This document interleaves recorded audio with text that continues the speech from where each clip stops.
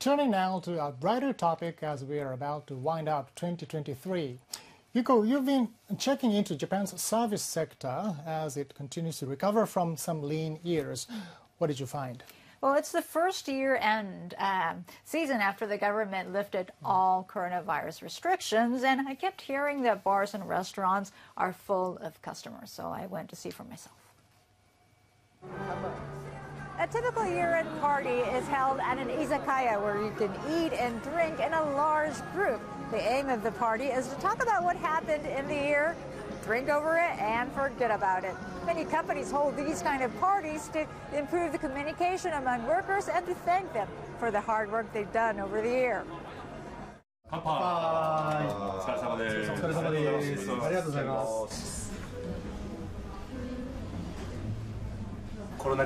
There's a lot more people here compared to during the pandemic, so I don't feel guilty about being out drinking like this.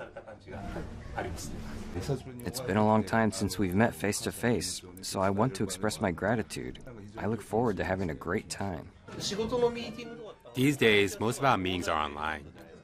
So when we get together for a year-end party or casual dinner, we can understand each other better. It helps work go smoothly. The manager at this eatery says he's so busy that he's been feeling like it's Friday night every day since the start of December. Compared to last year, we're seeing a lot more customers. And before the pandemic, average spending per person was about $35. Now it's gone up to over $40. Well, it seems they are having fun. Year-end parties are a long-standing tradition for companies' workers in Japan. So some of that is finally coming back. Yes, that seems to be the case. Well, up to the 1990s, when Japan's economy was booming and there were a lot of momentum, it was a really big deal for firms here.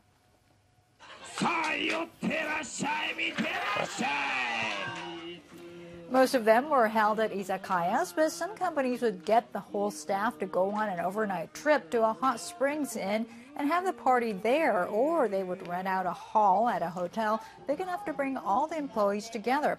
It was a major event for a lot of firms in those years. Well, it's even for me, it's surprising to see that a company hosts such a huge event. I know, it's such a big deal, right? Right, but whatever the size, does that fact that they are making a comeback mean spending is also recovering in Japan? Well, I talked to an expert on that. Kuga Naoko has been closely following consumer trends here in Japan. And Kuga says people's attitude toward going out has changed significantly, and that has meant more year-end parties. But she says overall consumption still has some way to go.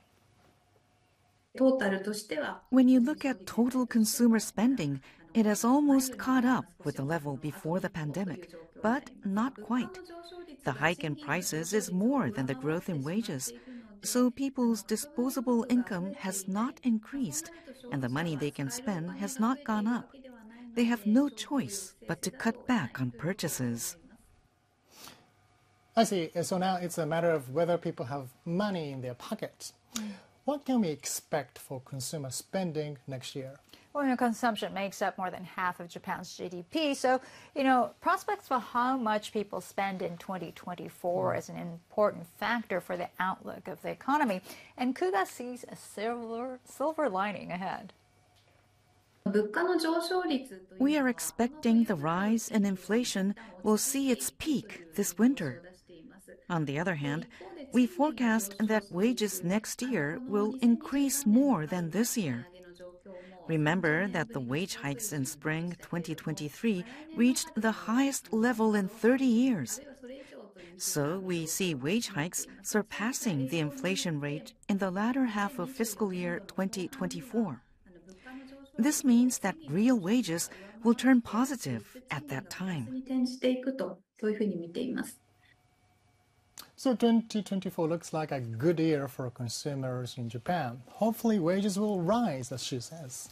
Yes, but Kuga warns that even if wages rise and demand increases, the supply side may not be able to keep up. She says we're already seeing labor shortages in various sectors, so firms need to find a way to live up to customers' growing needs for the economy to really take off.